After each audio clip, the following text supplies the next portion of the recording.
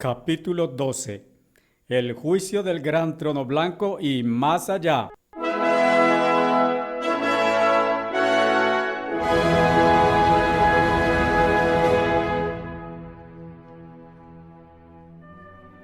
Continuando pues con el plan maestro de Dios en la profecía, ubiquémonos ahora en el tiempo del extremo final del mundo milenial, sabiendo que ya han transcurrido 1000 años del reino de Dios, siguiendo el libro de Revelación.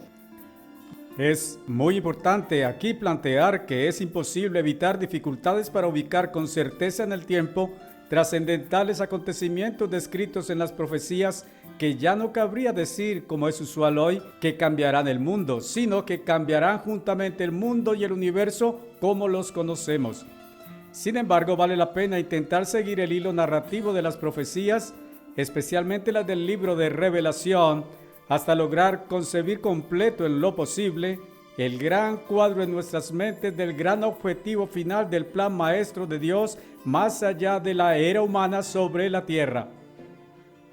7 hechos proféticos alrededor del juicio del gran trono blanco.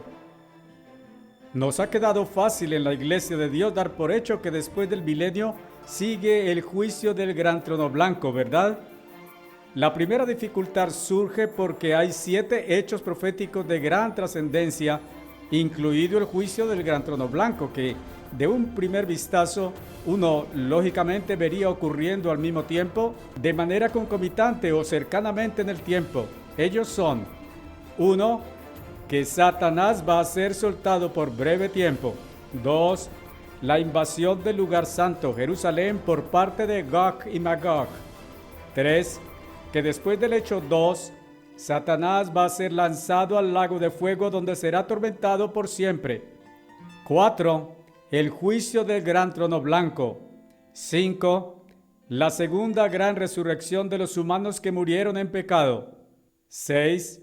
Que los cielos y la tierra que conocemos van a ser quemados con fuego. 7. Que Dios va a crear nuevos cielos y nueva tierra. Enfocando en el hecho 1, uno debe preguntarse: ¿cuántos días, meses o años será ese breve tiempo? Y si ese hecho ocurrirá antes o después de que se instale el juicio del gran trono blanco. En cuanto al hecho 2, ateniéndonos a la descripción que hace el capítulo 20, verso 8, las tropas de Gog y Magog son como la arena del mar.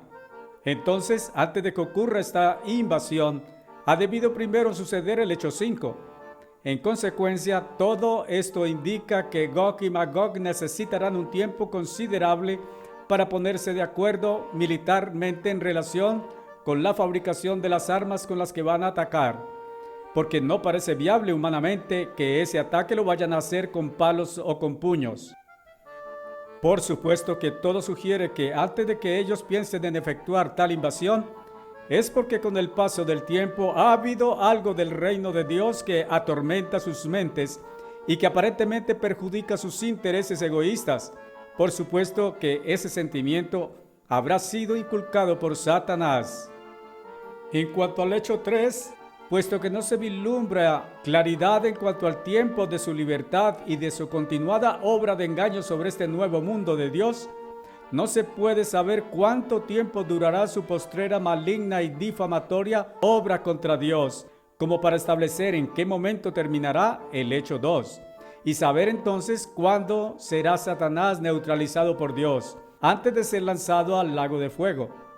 Y todo parece indicar que el lago de fuego es en lo que se va a convertir la tierra encendida para los incorregibles, como el falso profeta y el líder del Sacro Imperio Romano, quienes serán consumidos en minutos. Sin embargo, en cuanto a Satanás, el fuego se convertirá para él en un símbolo de retribución por parte del gran juez supremo de la divinidad, porque el bautismo en fuego Dios lo predispuso para los pecadores incorregibles. Y Satanás es el gran originador de todo pecado y rebelión contra Dios. Y Dios predijo que Satanás, a pesar de que no puede ser afectado por el fuego, será atormentado aparentemente por siempre, aunque ese fuego ha de extinguirse. Solo Dios sabe cómo y dónde será ese ser maléfico atormentado. Y todo parece indicar que aquel lago de fuego, que no es otro sino el mismo Hechos 6, será hecho realidad al final del año 100, del juicio del gran trono blanco, como veremos. En cuanto al hecho 4, teniendo en cuenta lo que ya se expuso de los puntos 1, 2, 3 y 5, parece muy razonable que el hecho 4 sea ubicado en el primer lugar de ocurrencia antes que los demás. En cuanto al hecho 6 y 7, por supuesto que antes de que suceda el hecho 7, el hecho 6 tiene que consumarse. Para complicar más este asunto, el verso 11 de Revelación 20 dice, en el contexto del tiempo del juicio del gran trono blanco, que la tierra y el cielo huyeron ante la presencia del que estaba sentado en aquel trono, y no se halló para ellos lugar alguno. Así que son tres monumentales y fenomenales acontecimientos que exigen tener mucho cuidado con sus ubicaciones en el tiempo. Aceptando que el juicio del gran trono blanco tiene un inicio y un final, ya se expuso que éste debería iniciarse en primer lugar de entre aquellos 7. El capítulo 20 de Revelación describe el inicio del juicio del gran trono blanco y que consuma en la realidad aquel último y gran día que sigue a la fiesta de tabernáculos que tantas veces en la iglesia de Dios hemos estado celebrando. Y recordemos que este es también el octavo día de la fiesta, con toda la significancia que ya vimos que alberga en el número 8. Vamos a los versos 11 y 12 al 13. Entonces vi un gran trono y a aquel que estaba sentado sobre éste, y vi los muertos, grandes y pequeños, en pie delante del trono, y los libros fueron abiertos. También otro libro fue abierto, que es el libro de vida. Y los muertos fueron juzgados por lo que estaba escrito en los libros, por lo que ellos habían hecho. Y el mar entregó los muertos en este. Muerte y sepulcro entregaron los muertos en ellos, y todos fueron juzgados por lo que ellos habían hecho. El juicio del gran trono blanco, más allá de 100 años. Las escrituras parecen más fuertemente indicar que este gran juicio irá más allá de 100 años, como vamos a verlo enseguida. Revisemos entonces Isaías 65 a partir del verso 17. Porque, atención, yo creo nuevos cielos y nueva tierra, y las cosas antiguas no serán más recordadas ni serán evocadas. Pero alegraos y regocijaos por siempre en aquello que yo creo. Porque, yo creo a Jerusalén y un regocijadero y a su pueblo gozo. Me regocijaré en Jerusalén y estaré contento entre mi pueblo. No será oído más en ella el sonido de llanto ni el grito de perturbación. No habrá en ella infante que viva solo pocos días, ni ancianos que no cumplan sus días, porque el niño morirá de 100 años de edad, y el pecador de 100 años será maldito.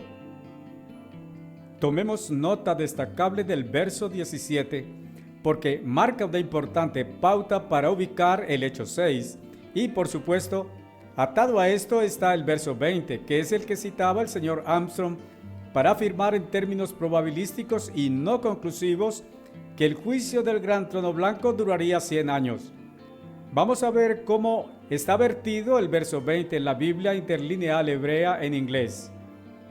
No habrá a partir de allí más destetado de día ni anciano que no cumplirá días de él, porque el joven muchacho de 100 años morirá, y aquel hijo desaparecido de 100 años será poco estimado.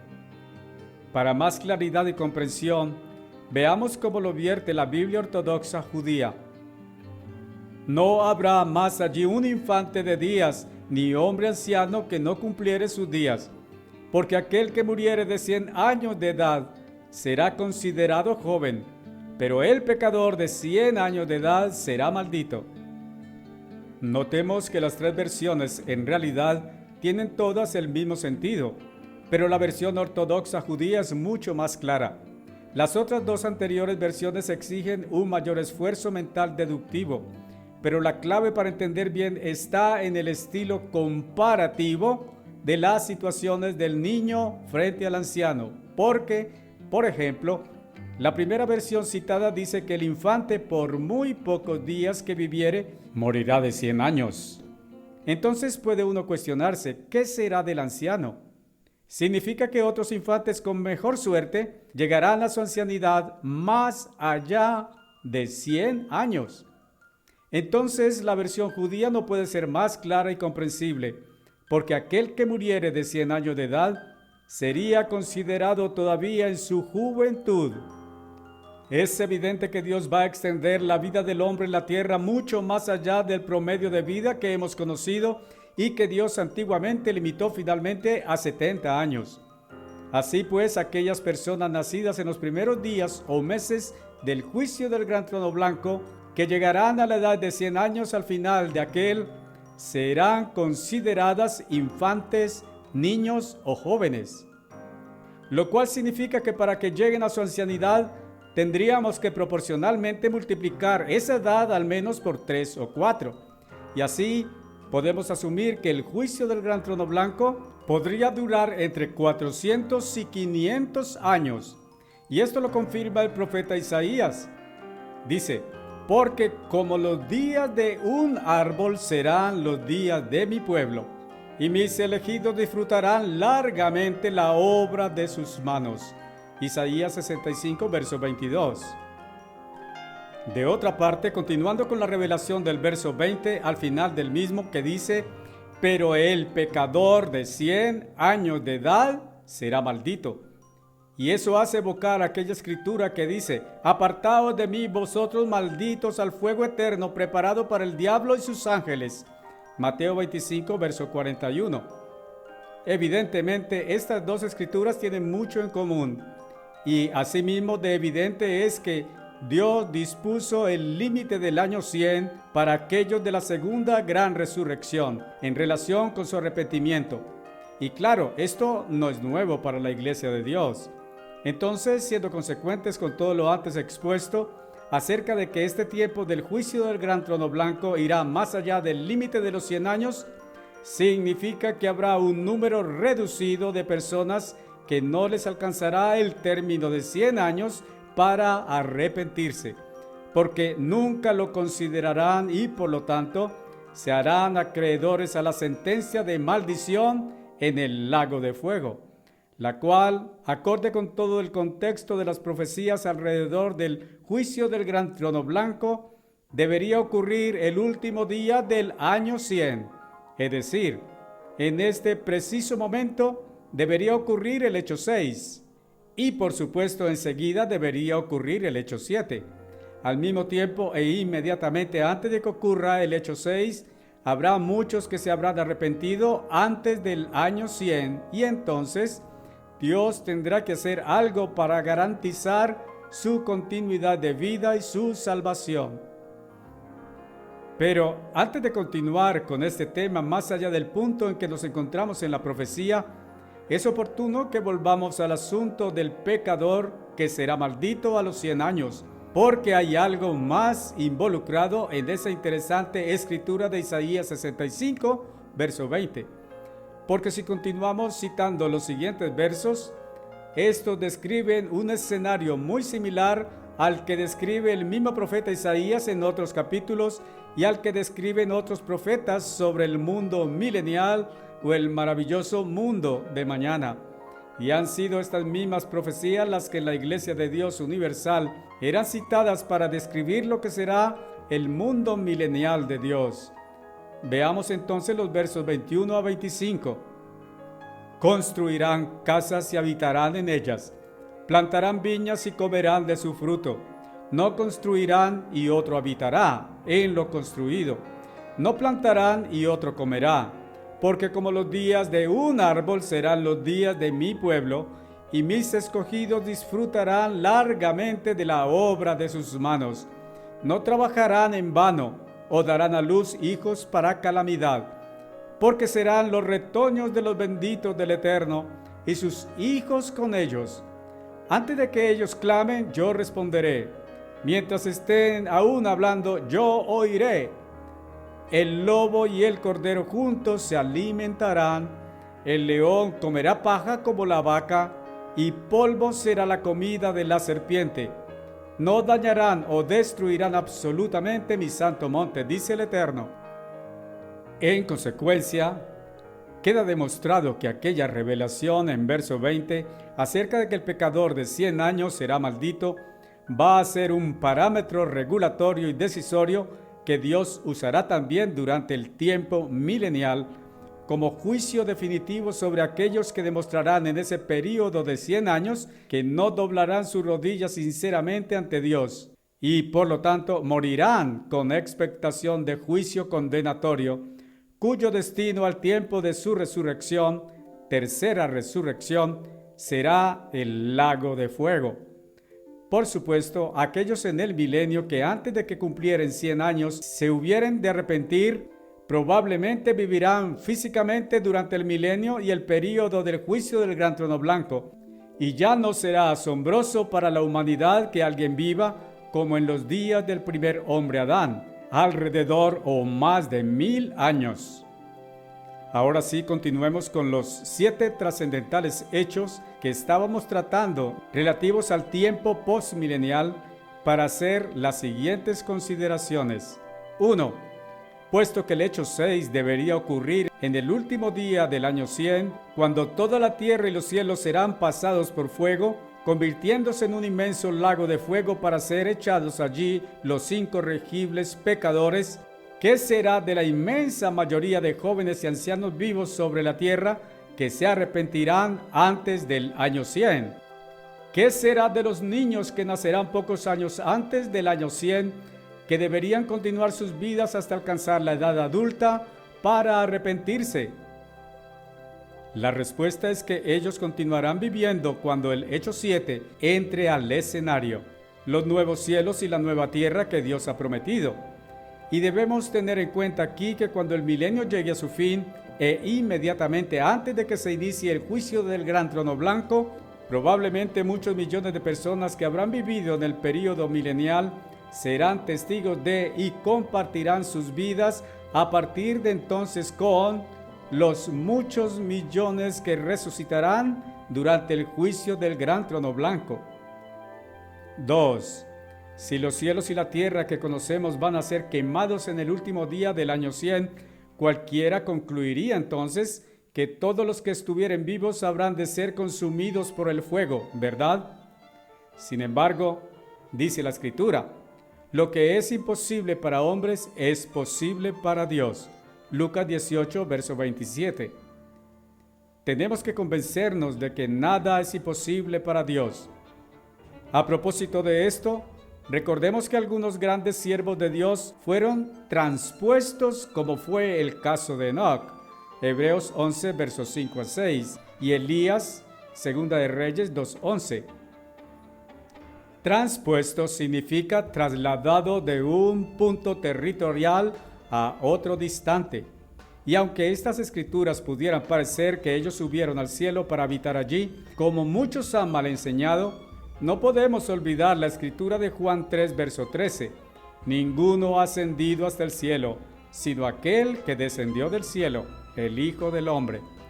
Traspuesto o transponer significa también recogido o recoger, y dichos términos son muy similares a aquel usado en Mateo 24, versos 40 a 41, cuando algunos serán tomados y llevados en las 2 alas de la gran águila al lugar de seguridad.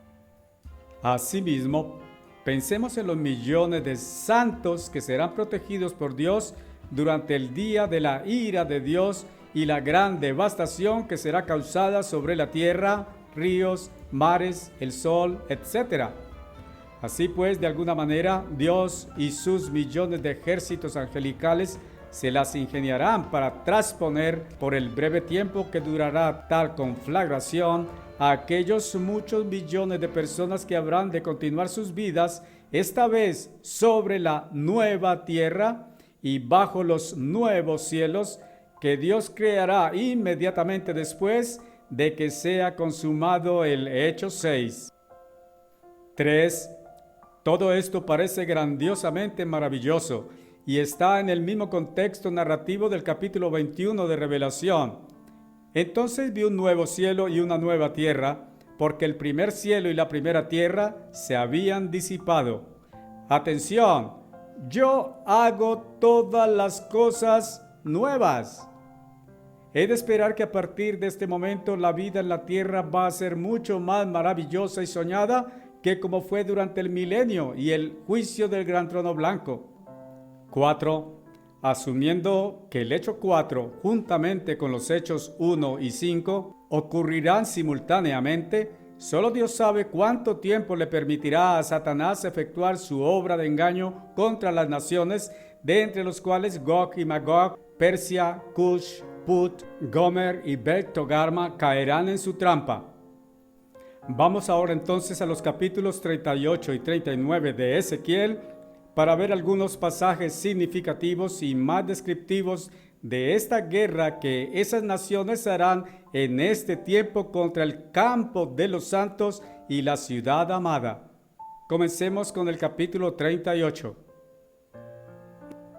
Gog y Magog contra el campo de los santos. La palabra del Eterno vino a mí: Hijo de hombre, pon tu rostro hacia Gog de la tierra de Magog, el príncipe de Mesec y Tubal, y profetiza contra él y di: Así dice el Eterno Dios, atención, yo estoy contra ti, oh Gog, gran príncipe de Mesec y Tubal. Yo te volcaré y pondré ganchos entre tus quijadas, y te haré avanzar y a todo tu ejército, caballos y jinetes, todos aquellos vestidos de completa armadura, una gran compañía, todos aquellos de cubierta y escudo y portando espadas. Persia, Cush y Put están con ellos, todos ellos con escudo y yelmo. Gomer y todas sus hordas, Bet-Togarma de los confines del norte con todas sus hordas. Muchos pueblos contigo. Versos 1 a 6. Después de muchos días estarás aglomerado. En los últimos días vendrás contra la tierra que fue restaurada de la tierra donde la gente fue reunida de muchas naciones relacionadas con los montes de Israel, los cuales habían sido debilitadas. Su pueblo fue traído de las naciones y ahora mora en seguridad todos ellos. Avanzarás acercándote como tormenta. Serás como nube cubriendo la tierra, tú y tus hordas y muchos pueblos contigo. Así dice el Eterno Dios: en aquel día pensamientos vendrán a tu mente y te ingeniarás un maligno plan y dirás: subiré contra la tierra de las villas sin muros, caeré sobre el pueblo apacible que mora seguramente, sobre todos aquellos que moran sin muros y no tienen puertas ni barreras. Haré despojo y pillaje, asaltaré los lugares antes desérticos que ahora están habitados, y la gente que fue reunida de las naciones que ahora poseen ganado y bienes, que habitan en el centro de la tierra. Versos 8 a 12. Subirás contra mi pueblo Israel, para que las naciones me conozcan, cuando a través de ti, oh Gog, yo vindico mi santidad ante sus ojos. Convocaré toda clase de terror contra Gog, dice el Eterno Dios. Cada espada de varón será contra su hermano. Con pestilencia y derramamiento de sangre entraré en juicio contra él, y haré llover sobre él y sus hordas y los muchos pueblos que le acompañan lluvias torrenciales y granizo, fuego y azufre. Así mostraré mi grandeza y mi santidad, y me haré conocido en los ojos de muchas naciones. Entonces ellos sabrán que yo soy el Eterno. Versos 16 y 21 a 23. Es necesario resaltar varias cosas interesantes en este capítulo 38. 1. El juicio del gran trono blanco, es el tiempo cuando se van a cumplir reiteradas profecías acerca de las antiguas promesas de Dios de que Él haría volver de los 4 puntos cardinales de la tierra a todas las tribus perdidas de Israel a su antiguo territorio en Palestina. Y es el mismo tiempo cuando por fin el pueblo de Israel ha reconocido a su verdadero Dios y lo ha buscado de todo corazón para obedecerle. Sin embargo, Ahora que las promesas de Dios a Abraham, Isaac e Israel se están haciendo realidad sobre su descendencia y están gozando de verdadera paz y seguridad y armonía entre ellos, y ahora que viven apaciblemente, son sorprendidos aterradoramente con este inmenso ataque de parte principalmente de Rusia. 2. Este ataque al pueblo indefenso de Israel no solo es ejecutado por Rusia, sino por muchas otras naciones comandadas por ella, entre las cuales probablemente estarán Irán, China, Japón, India, Corea, Tailandia, Malasia, Indonesia, etc., y aún alguna nación africana. 3. Hay un aspecto muy trascendental en todo el contexto del plan maestro de Dios, partiendo del momento de la desobediencia de la primera pareja que Él creó, y se trata de la decisión de Dios relatada en Génesis 3, verso 24, que dice: Él, Dios, expulsó al hombre del jardín, y al oriente del jardín de Edén puso el querubín y una espada llameante revolviéndose por doquier, para guardar el camino al árbol de vida. La pregunta que surge es: ¿por qué al oriente? Pensemos también en el hecho de que a los apóstoles se les prohibió por parte de Jesucristo predicar el evangelio en la región de Asia. Veamos, Hechos 16, versos 6 a 8.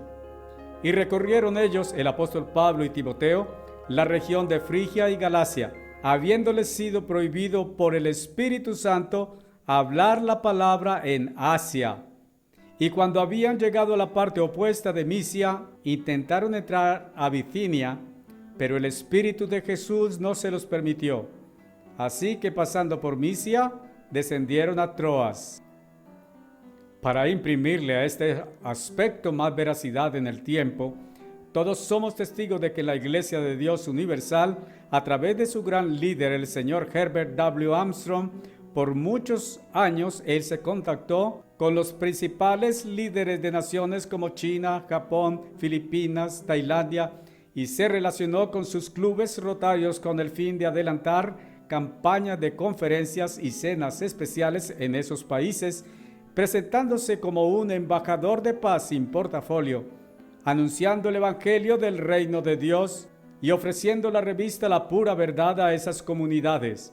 Sin embargo, con el paso de los años hasta hoy, el evangelio de Dios en la práctica no fue recibido por ellos, con excepción de Filipinas, donde sí ha habido al menos una congregación de la Iglesia de Dios. 4. Todo parece indicar que desde aquel día en que Dios puso un querubín al oriente del jardín de Edén, lo hizo por dos principales razones. Una, cerrarle el ingreso de nuevo a Adán y a Eva particularmente, y a todas sus generaciones por determinado tiempo, con excepción de los elegidos. Y dos, cerrarle el acceso a las naciones orientales en general, hasta el tiempo del juicio del gran trono blanco y esta batalla de Ezequiel 38 y capítulo 39. 5. Todo parece indicar que Dios había decidido ponerles un velo a aquellas naciones orientales en sus ojos y frentes, y más prolongado en el tiempo. Pero además efectuó medidas para evitar campañas intensivas de difusión del verdadero evangelio del reino de Dios en ellas. Sugiere una especie de experimento que Dios ha querido llevar a cabo, y siempre por un gran propósito positivo y de gran impacto en las mentes de todas las gentes. Y eso explica por qué Satanás podrá ser tan exitoso en su poder de engaño contra esas naciones, en medio del maravilloso mundo de la gran utopía hecha realidad por nuestro gran Dios omnipotente. Porque observemos cómo se repite y enfatiza la siguiente frase: entonces ellos sabrán que yo soy el Eterno. Pero además dice importantemente: así mostraré mi grandeza y mi santidad, y me haré conocido en los ojos de muchas naciones. Verso 23. 6. Es muy significativo lo que dice en verso 22. Con pestilencia y derramamiento de sangre entraré en juicio contra él, contra Gog. Aparentemente, estas naciones asiáticas, aún siendo testigos de los cambios deslumbrantes y beneficiosos en todas las cosas de la tierra que Dios habrá realizado durante el milenio y que estarán vigentes en el tiempo del juicio del gran trono blanco ante sus ojos atónitos después de que ellas han resucitado, serán las últimas en ser traídas al juicio de Dios y las últimas en los planes de Dios para su habilitación de recibir el Espíritu Santo de Dios. Y aquella afirmación entrará en juicio contra él, es decir, contra Gog, adquiere todo el sentido dentro de los planes de salvación de Dios, porque indica que Dios ha comenzado su juicio sobre ellas. El asunto crítico aquí es que no vemos el espacio de tiempo propiciado por Dios, como es típico cuando Él abre el árbol de vida a un ser humano, porque este episodio termina en exterminio de Gog y Magog y las demás naciones. Segunda de Pedro 3, verso 9 afirma que Dios no quiere que alguno se pierda, sino que pueda alcanzar arrepentimiento. En consecuencia, conociendo lo extensivo del don misericordioso de Dios, la única conclusión a la que podemos llegar es que, por supuesto, Dios tendrá que hacer posible que todos ellos alcancen arrepentimiento. Pero sabiendo ahora que van a perecer por todas aquellas plagas, se hará necesaria otra resurrección exclusiva para ellos, y que probablemente debería tener lugar al mismo tiempo en que comienzan los nuevos cielos y la nueva tierra. Ahora veamos otros detalles importantes del capítulo 39.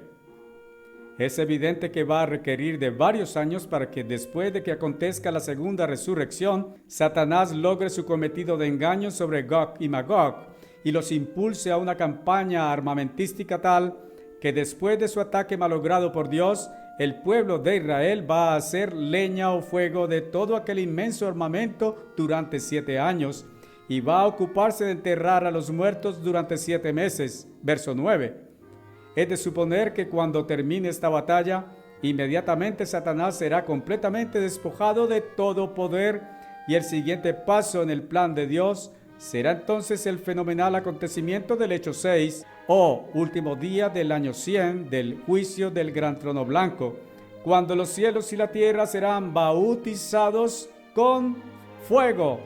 La parte final dice: y estableceré mi gloria entre las naciones, y todas las naciones verán mi juicio que he ejecutado y mi mano que he puesto sobre ellas. La casa de Israel sabrá que yo soy el Eterno su Dios desde ese día en adelante, y no esconderé mi rostro más de ellos cuando derramaré mi espíritu sobre la casa de Israel, dice el Eterno. Versos 21 a 22 y 29. Por fin, la tan esperada utopía hecha realidad. Es increíble que aún de la casa de Israel Dios exprese las mismas palabras que pronunció concerniente a las naciones gentiles, referente a que sabrá que yo soy el Eterno su Dios desde ese día en adelante. Y aquí el profeta Ezequiel nos presenta esta increíble paradoja, que la casa de Israel, que fue elegida por Dios para ser su pueblo, y que tuvo una estrecha relación con Él y a la que Él le enseñó sus leyes y mandamientos y el evangelio del reino de Dios y de la que provino el Mesías Redentor del mundo entero, en su inmensa mayoría, que había muerto en rebeldía contra su Señor y omnipotente Dios Creador, viene al extremo final, inmediatamente antes de que sean desaparecidos por fuego los cielos y la tierra, a reconocer por fin a aquel Dios ancestral que mantuvo sus manos extendidas todo el tiempo hacia ellos, llamándolos al arrepentimiento, en el mismo tiempo en que Él es reconocido también por aquellas naciones gentiles del oriente que nunca habían sabido de Él.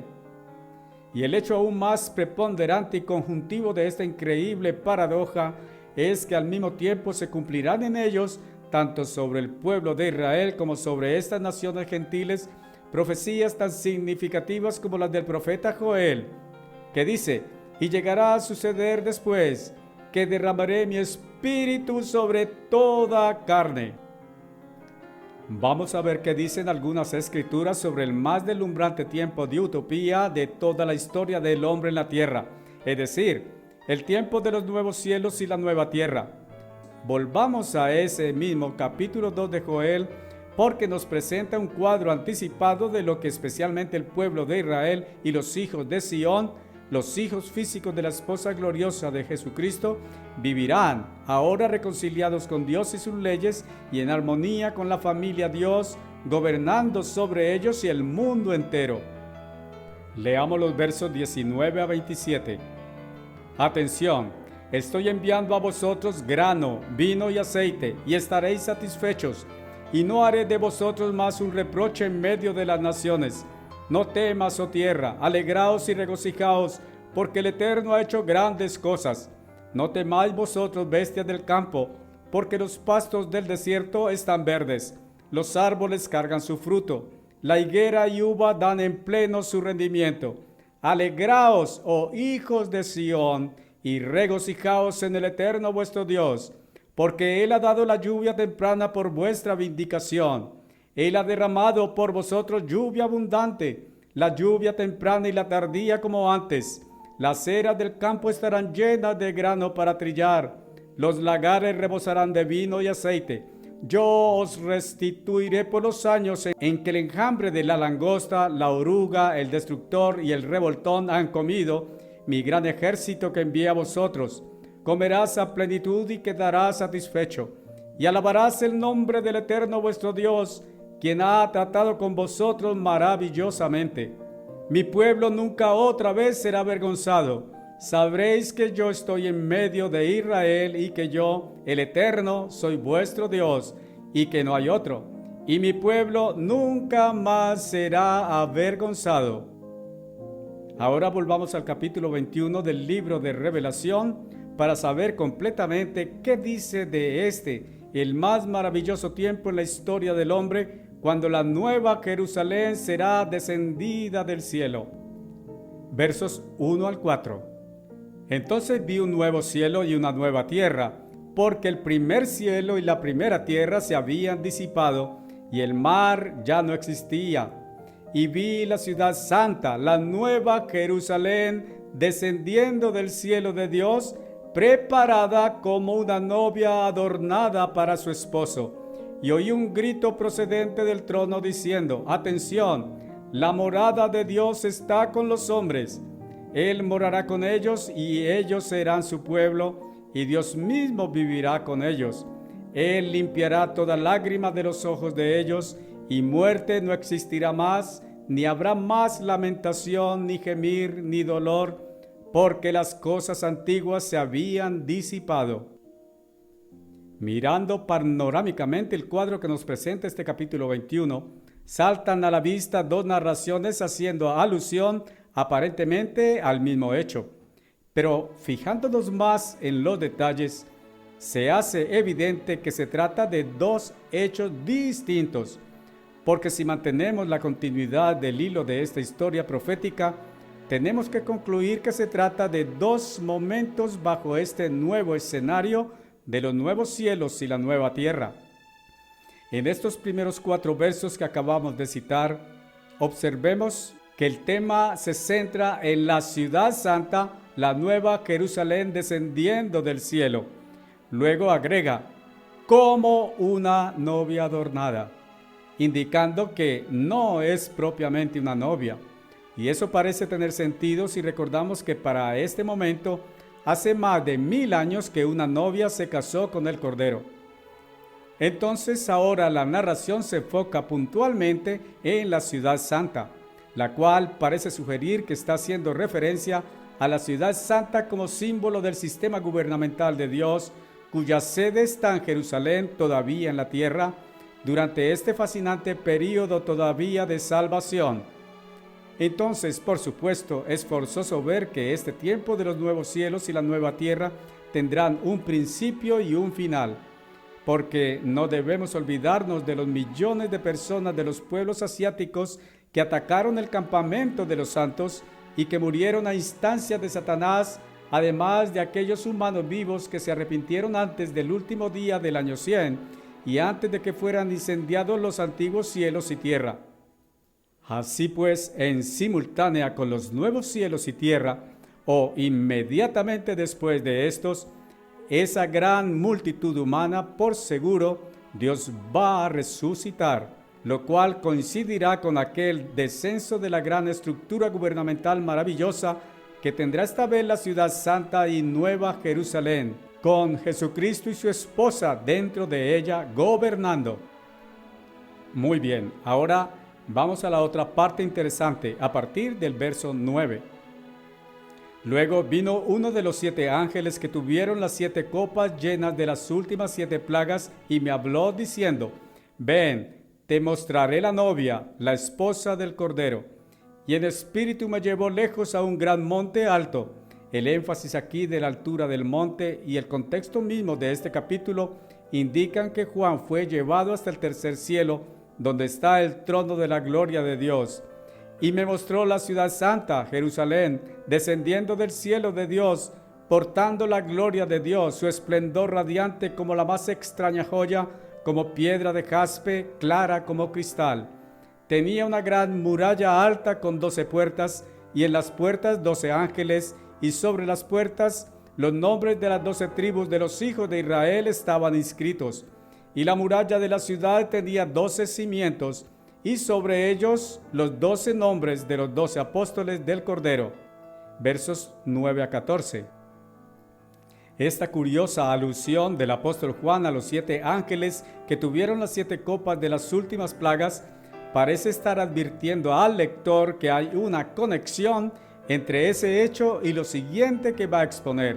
Y puesto que el tema central aparente ahora es la novia, la esposa del Cordero, nos obliga a evocar que inmediatamente después de ese catastrófico evento de las últimas plagas, el último que Jesucristo decidió castigar fue al dragón, Satanás el diablo, sobre quien el día 10 del 8º mes se extendieron las manos del sumo sacerdote y su orden sacerdotal, según el orden de Melquisedec, que componían también la novia o esposa prometida del Cordero.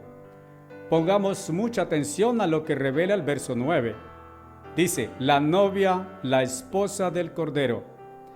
Uno tiene que cuestionarse aquí, ¿por qué a esta altura de los acontecimientos proféticos consumados, Juan vuelve a hacer referencia a la novia, en lugar de decir solamente la esposa del Cordero? Además, fijémonos que el verso 10 repite que la ciudad santa Jerusalén está descendiendo del cielo. ¿Por qué otra vez? Además de eso, notemos esta vez que Juan resalta algo que se escapa de cualquier cosa del mundo material que conocemos: la gloria y el esplendor radiantes que caracteriza a la novia y esposa de Jesucristo, solo parecida a una preciosa joya cristalina, lo cual refiere a la propia gloria esplendorosa, solo poseída por Dios mismo, y que ahora posee la esposa del Cordero y la ciudad de Jerusalén. ¿Por qué no era bueno que el hombre estuviera solo? En Génesis 2, verso 18, Dios declaró: no es bueno que el hombre estuviera solo. Le haré una ayudadora adecuada para él, dice la Revised Standard Version.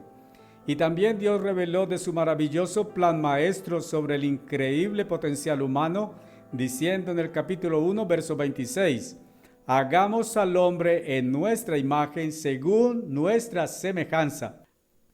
Además, en Juan 14, verso 9, Jesús reveló: he estado tanto tiempo contigo y aún así no me conoces, Felipe.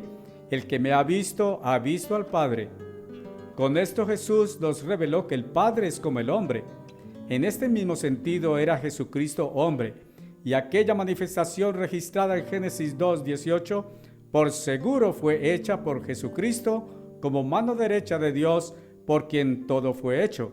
Y en ese momento Jesús sabía que aunque Él iría a encarnar en un humano y no sería bueno que Él viviera su vida humana en solitario, sin embargo su gran propósito por el cual Él se despojaría de su gloria divina para hacerse humano era mucho más trascendental que unirse a una mujer físicamente, y por lo tanto su destino en este sentido de unirse a una mujer pertenecía a la inconmensurable dimensión espiritual de Dios, y por tal razón en Mateo 16, 18 exclamó: sobre esta roca construiré mi iglesia.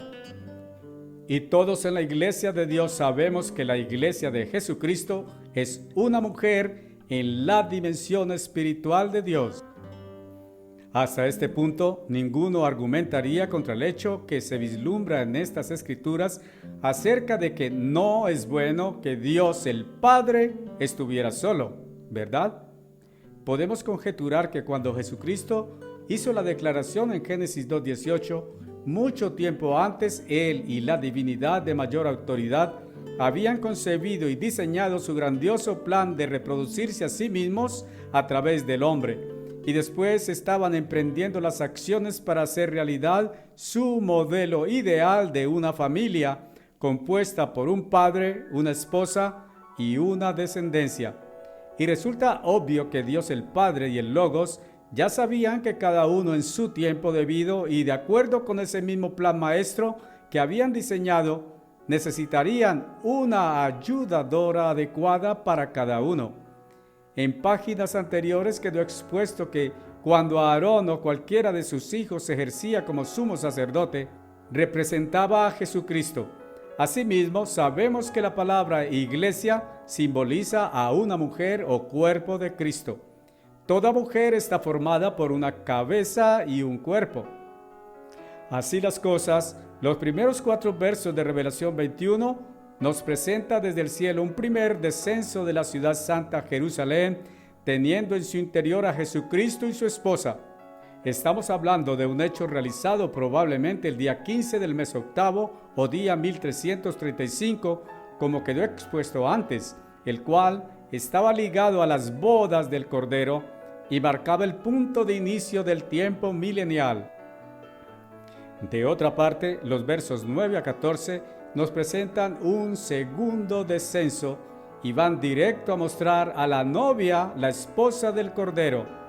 Pero teniendo presente que esta vez se trata de la ayudadora que ya ha sido perfeccionada y adecuada para Dios el Padre, cobra sentido que describa a la novia y la esposa del Cordero, porque por supuesto en esta instancia se trata ahora de la novia prometida perfeccionada a la medida y estatura de Dios el Padre. Así que esta vez tenemos el modelo de familia logrado a escala divina: el Padre, la novia prometida e innumerables hijos.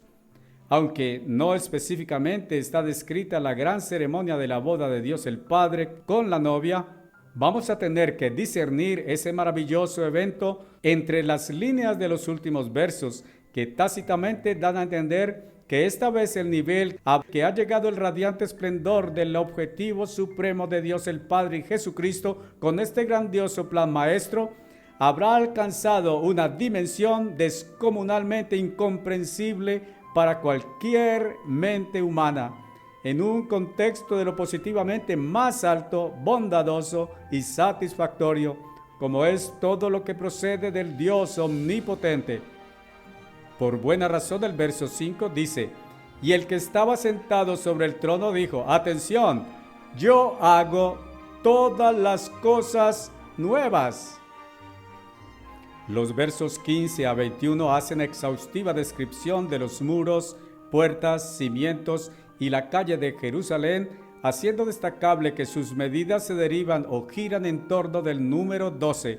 Y aprendimos en la Iglesia de Dios que el número 12 es símbolo de la familia de Dios.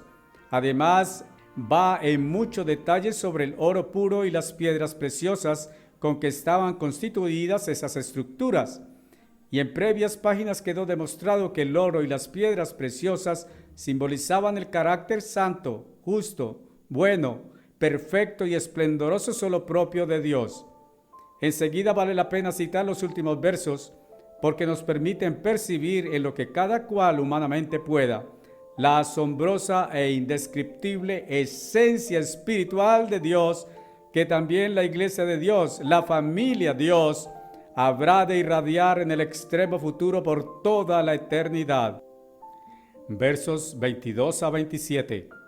Y no vi templo en la ciudad, porque su templo es el eterno Dios, el omnipotente y el Cordero. Y la ciudad no tenía necesidad de sol o luna que iluminaran sobre ella, porque la gloria de Dios es su luz y su lámpara es el Cordero. Por medio de su luz las naciones caminarán, y los reyes de la tierra ingresarán con su gloria en ella, y sus puertas nunca serán cerradas en el día, y no habrá noche allí. Ellos introducirán en ella la gloria y honor de las naciones, pero nada inmundo entrará en ella, ni alguno que practique falsedad o abominación, sino solamente aquellos escritos en el libro de vida del Cordero. Es grandiosamente maravilloso que en este tiempo de los nuevos cielos y la nueva tierra, los habitantes humanos de la nueva tierra serán testigos por primera vez de una tierra iluminada permanentemente, no por el sol que antes conocieron, sino por un combinado resplandor procedente de la ciudad santa Jerusalén, en un tiempo en que todo resulta ser exquisitamente deseable, nunca antes soñado y perfectamente idóneo. El capítulo 22 de Revelación nos ofrece más preciosos detalles de cómo será de maravillosa y desbordantemente bienaventurada la vida en esta nueva tierra, creada por el mismo Dios que expulsó a Adán y a Eva del jardín de Edén. Versos 1 al 5. Entonces me mostró el río de agua de vida, brillante como cristal, fluyendo desde el trono de Dios y del Cordero por todo el centro de la calle de la ciudad. También a ambos costados del río, el árbol de vida con sus 12 clases de fruto, produciendo su fruto cada mes. Y las hojas del árbol eran para sanidad de las naciones. No existirá cosa maldita, sino que existirá el trono de Dios y del Cordero, y sus siervos les adorarán. Ellos verán sus rostros y el nombre de Dios estará en sus frentes, mentes. Y no existirá noche, no necesitarán luz de lámpara o sol, porque el eterno Dios será su luz, y ellos reinarán por siempre y siempre.